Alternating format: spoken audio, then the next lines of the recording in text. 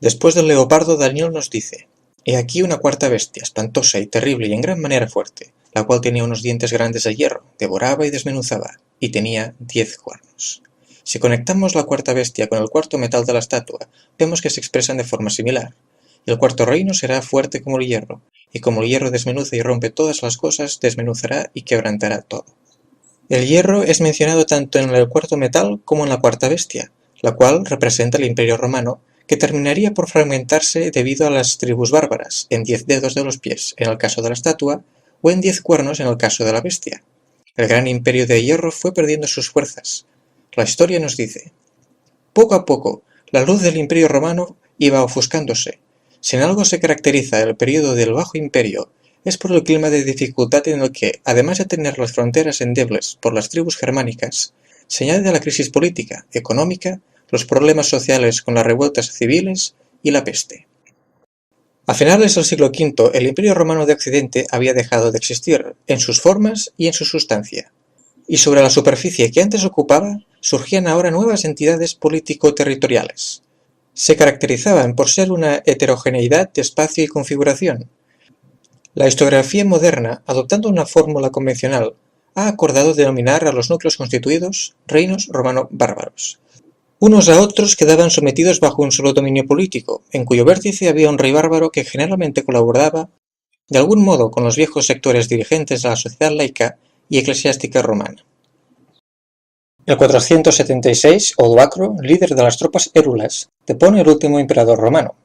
Mientras Daniel veía surgir los cuernos, es decir, esas nuevas entidades político-territoriales, hubo algo que le llamó la atención. Mientras yo contemplaba los cuernos, he aquí que otro cuerno pequeño salía entre ellos, y delante de él fueron arrancados 3 cuernos de los primeros. Y aquí que este cuerno tenía ojos como de hombre y una boca que hablaba grandes cosas. Y los 10 cuernos significan que de aquel reino se levantarán 10 reyes, y tras ellos se levantará otro, el cual será diferente de los primeros y a 3 reyes derribará. Y hablará palabras contra el Altísimo, y a los santos del Altísimo quebrantará, y pensará en cambiar los tiempos y la ley, y serán entregados en su mano hasta tiempos y la mitad de un tiempo. Según la Biblia, la palabra cuerno, aunque a veces la traduzca de distinta manera, se usa para referirse a reinos o poderes. Para descubrir el importante poder que se oculta tras este símbolo, debemos estudiar sus características. ¿Surge de Europa, pues se levanta entre los reinos que se formaron del antiguo Imperio Romano de Occidente? ¿Ante él caen 3 cuernos? ¿Habla palabras contra Dios? ¿Cambia los tiempos y la ley? ¿Y tiene poder para perseguir y matar a los santos por un tiempo, tiempos y medio tiempo? Antes de explicar estas características, hagamos un paréntesis y saquemos a colación algo que mencioné anteriormente.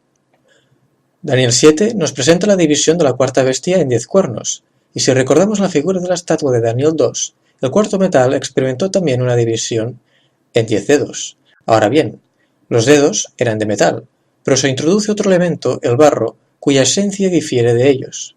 De la misma manera, en Daniel 7 se nos dice del cuerno pequeño que será diferente de los primeros cuernos. Así como los 10 dedos se mezclan con algo cuya naturaleza es distinta a ellos, con los 10 cuernos aparece un elemento que también se nos dice que es diferente.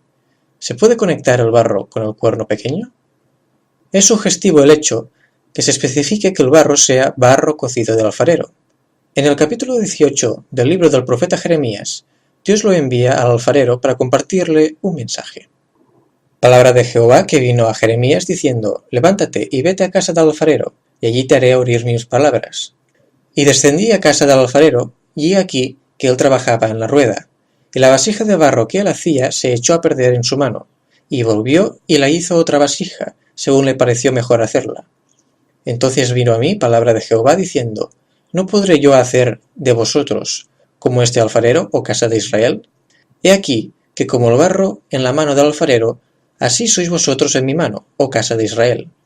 Así dijo Jehová: ve y compra una vasija de barro del alfarero, y lleva contigo de los ancianos del pueblo, y de los ancianos de los sacerdotes. Entonces quebrarás la vasija ante los ojos de los varones que van contigo, y les dirás: así ha dicho Jehová de los ejércitos, así quebrantaré a este pueblo y a esta ciudad, como quien quiebra una vasija de barro.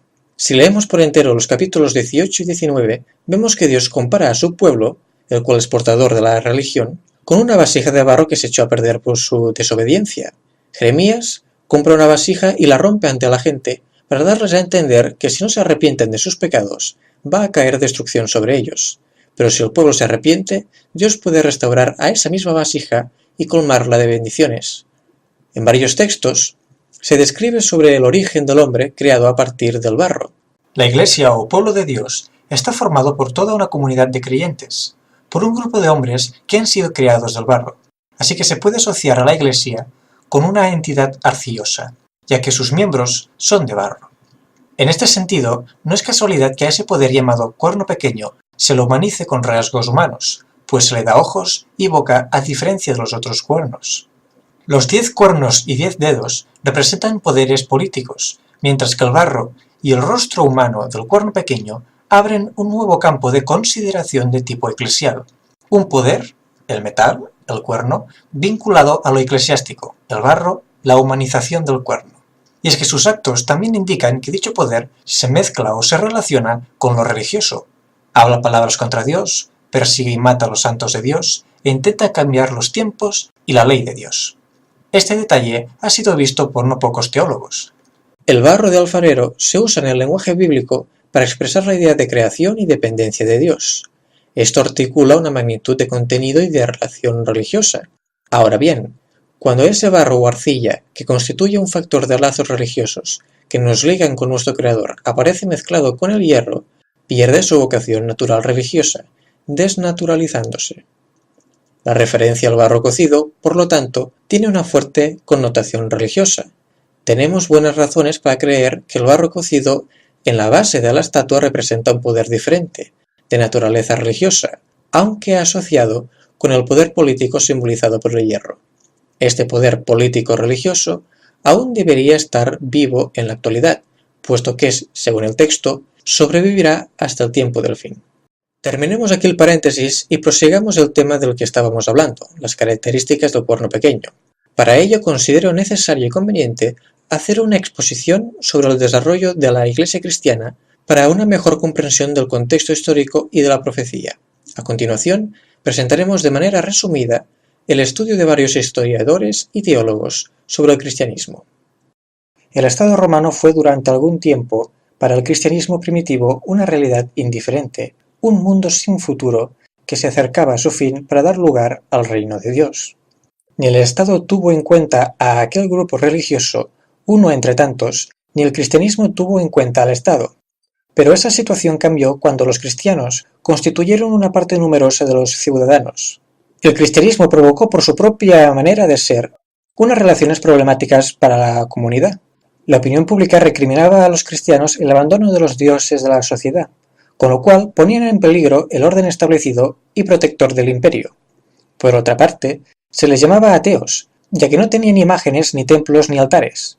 Esa peculiaridad atea del cristianismo extrañaba a los paganos, que acabaron aislando a los cristianos. También se les reprochó el no querer participar en el servicio militar por motivos morales y cúlticos, por el hecho de jurar bandera y de los sacrificios rituales. El primer empleo de la violencia contra el cristianismo se debió al emperador Nerón, pero no fue una medida por motivos religiosos, y por lo mismo no se trata de una persecución en sentido estricto. Probablemente, para desviar la irritación pública contra él por el incendio de Roma, que él mismo había ordenado, Nerón buscó un grupo bastante odiado como chivo expiatorio. Ello fue decisivo para la imagen que muy pronto se difundió de ellos. Bajo el emperador Domiciano, parece ser que también hubo ejecuciones cristianas, en las que el motivo religioso de lealtad puede haber desempeñado un cierto papel. Las medidas de reprensión planificada por parte del Estado solo empezaron en el siglo III. Las pavorosas crisis de este siglo reclamaban del Estado medidas eficaces. Entre ellas contaba una política de reforma religiosa, para asegurarse la protección divina. En el año 250, el emperador Decio ordenó la obligación general de sacrificar bajo pena de muerte. El objetivo era la aniquilación del cristianismo, no la de los cristianos. Mediante la prueba de lealtad en el culto, los cristianos debían volver a la religión y tradición del imperio. La Iglesia sufrió graves pérdidas, los mártires fueron muchos, pero los apóstatas, es decir, aquellos que renegaban de su fe, muchos más. Tertuliano lo describía con estas palabras: No hay calamidad pública ni males que sufra el pueblo de que no tengan la culpa los cristianos. Si el Tíber crece y se sale de madre, si el Nilo no crece y no riega los campos, si el cielo no da lluvia, si tiembla la tierra, si hay hambre, si hay peste, un mismo grito enseguida resuena: los cristianos a las fieras. Como lo narra el teólogo católico Hans Kuhn, en el año 313 el emperador Constantino proclamó el Edicto de Milán, junto con el corregente Licinio, una constitución que concedía libertad religiosa. Entonces el cristianismo fue favorecido de diversas maneras. El emperador Constantino simpatizó con los cristianos, pero el hecho de no bautizarse sino hasta sus últimos momentos de su vida dice mucho de sus intenciones. Temía perder la simpatía de sus súbditos paganos, y era demasiado astuto para dejar de saber que las hostilidades contra el cristianismo llevarían malos resultados para el imperio. Él entendía que su misión era conducir a todas las naciones hacia la unidad religiosa, y por este medio la estabilidad del imperio.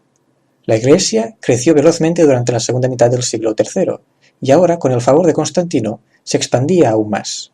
Una ley, en el 319, eximió al clero de las oblaciones públicas, elevó a muchos obispos a puestos más propios de funcionarios que de pastores de iglesia. La Iglesia ahora disfrutaba de una reputación pública, y eso era algo que cualquiera podía percibir. En las ciudades surgían por doquier sus edificios de culto, financiadas por el emperador. Los obispos, en tanto que representantes de la nueva religión del imperio, obtuvieron el estatus de funcionarios con los correspondientes privilegios, como los derechos de regalía, exención de impuestos, etc. Todo ello se podía ver en las insignias que llevaban, como el palio, sombrero especial, peculiar tipo de calzado, anillo. Según el rango que ocupaban, tenían derecho a trono, incienso, besamanos, coro de cantores, etc. Algunos de estos elementos rituales se conservan todavía hoy en la Iglesia y entraron en la liturgia eclesial tomadas directamente del ceremonial cortesano de los últimos años del imperio. El cardenal John Henry Newman nos dirá que si bien la Iglesia tomó costumbres y prácticas del paganismo romano que no aparecen en la Biblia, las revistió de un nuevo significado. El uso de templos, y estos dedicados a santos particulares, y adornados a veces con ramas de árboles, el incienso, las lámparas y las velas, los exvotos por recuperarse de alguna enfermedad, el agua bendita, los asilos, los días y temporadas festivos, el uso de calendarios, procesiones, bendiciones sobre los campos, la vestimenta sacerdotal, la tonsura, el anillo del matrimonio, el volverse hacia el oriente, las imágenes en fecha posterior, quizás el salmodiar eclesiástico, el canto Señor ten piedad, todos son de origen pagano y santificados por su adopción en la Iglesia.